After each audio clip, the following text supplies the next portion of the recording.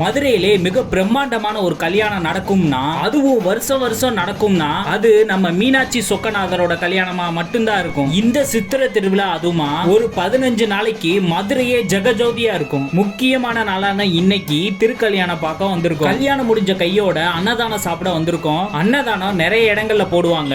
ஆனா நம்ம வந்திருக்க இடம் மீனாட்சி பஜார் பக்கத்துல இருக்க சேதுபதி ஸ்கூலுக்கு. இந்த ஸ்கூல்லயும் வருஷம் வருஷம் நடக்கிற எல்லா திருக்கல்யாணத்துக்கும் அன்னதானம் போட்டுருவாங்க. வருஷம் வருஷம் கூட்டம் குறையவே குறையாது, அதிகமாகிட்டே தான் இருக்கும். நானும் 2 மணி நேரம் வரிசையில நின்று உள்ள போயிட்டேன். மத்த இடங்கள்ல நடக்கிற மாதிரி இலை விரிச்சு அன்னதானம் போடுற கான்செப்ட் கிடையாது. ஏன்னா லட்சம் பேர் வருவாங்க, அவ்வளவு பேரை கவனிக்க முடியாது. அதனால சிம்பிளா பிளேட்ல இலை வச்சு கொடுத்துருவாங்க. அதனாலதான் இவ்வளவு மக்களுக்கு சாப்பிடவும் ஈஸியா இருக்கும், பரிமாறவும் ஈஸியா இருக்கும். நானும் ஒரு பிளேட்டை கையில வாங்கிட்டேன். எப்பவுமே வெரைட்டி ரைஸ் தான் போடுவாங்க, இந்த முறை எப்படி போடுறாங்கன்னு தெரியல. ஆஹா, நல்ல சுட சுட இருக்க சக்கரை பொங்கல். அப்படியே வெரைட்டி ரைஸ் வாங்கிட்டு வெளியே வந்துட்டேன். என்னென்ன ஐட்டம் வச்சிருக்காங்கன்னு பாத்திரலாம். வெஜிடபிள் பிரியாணி, பொங்கல், அப்பளம், சாம்பார் ஊத்தி வாங்கியாச்சு. ஒவ்வொரு ஐட்டத்தையும் டேஸ்ட் பண்ணிடலாம். ஆஹா, இது பொங்கல் கிடையாதுங்க, இது பன்னல்வா. நானுமே பொங்கல்னே நினைச்சிட்டு இருந்தேன். இந்த வருஷம் அப்டேட் ஆயிட்டாங்க. நெக்ஸ்ட் நல்லா சூடா இருக்கிற பட்னா பக்கோடா வடை, அதாவது போண்டான்னு சொல்லுவாங்க.